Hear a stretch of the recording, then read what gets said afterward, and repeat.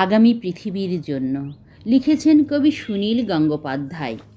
আমরা জানি না 1 শতাব্দী পরেও এ পৃথিবী বেঁচে থাকবে কিনা।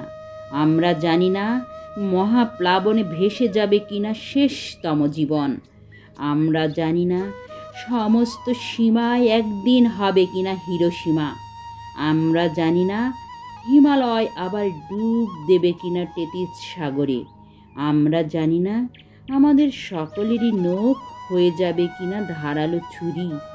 আমরা জানি না ভালোবাসার কথা শুনলেই সবাই বধির ও অন্ধ হয়ে যাবে কিনা।